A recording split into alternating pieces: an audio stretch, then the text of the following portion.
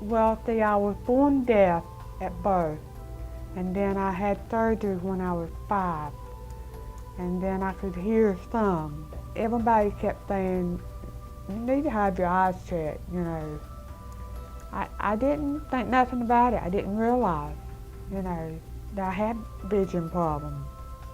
I was working at Gambro. It has gotten worse, you know, it gradually gets worse.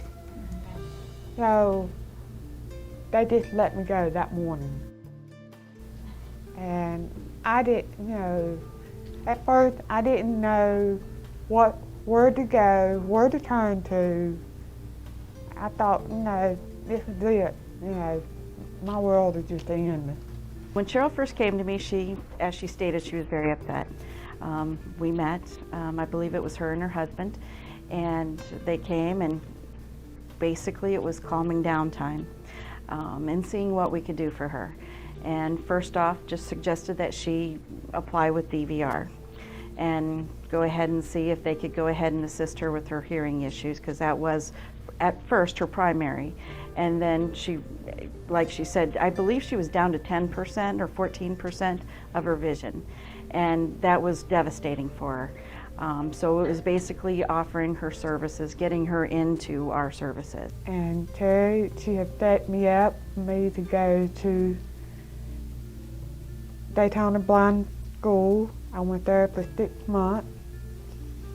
And Joyce, she helped me with all the new equipment, got me new hearing aids, new devices where I could hear better. She was thinking about employment way before she left the rehabilitation center, which was wonderful. Her motivation level was very high at that point. She definitely wanted to return to work. That was her main goal. She just couldn't see herself not working. I wanted to work with other disability people because, you know, I'm deaf and blind.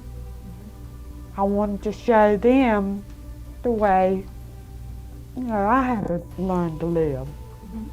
And I was, you know, I wanted to help other people. We first hired her part-time in the dormitory as an instructional aide. When the opening came up in program as an ADL instructional aide, Cheryl applied and there was no competition.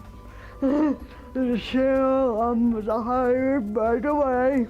The best thing of having Cheryl work at the center is we have a lot of clients who have dual diagnosis, and Cheryl's a fantastic role model, and we can help them learn better because they feel like that Cheryl can relate to them better than other staff.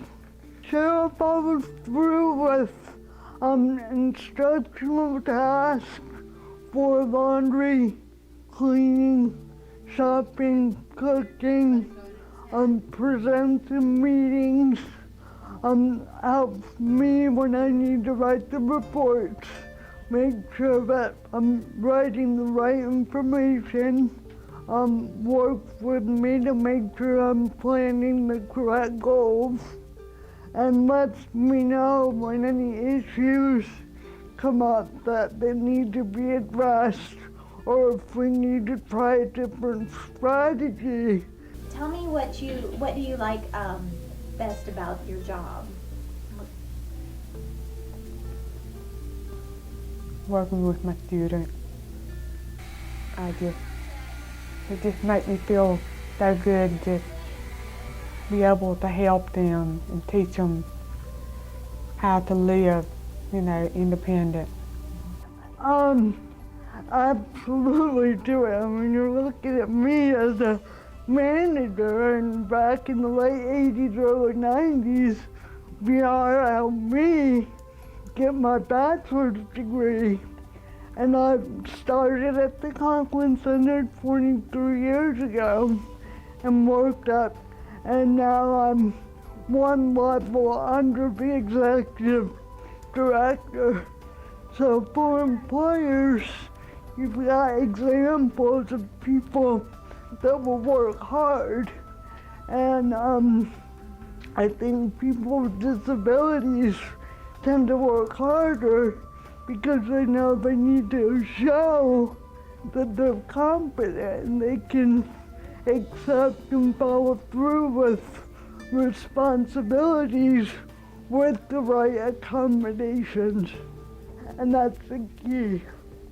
Even though Cheryl was, came in very upset and scared and not sure where her future was going, between VR and DBS and then going to the rehabilitation center and then coming to me and then her applying for a Conklin Center, everybody communicated so well through this whole process, and that was extremely important, I felt, for everything falling in place the way it did.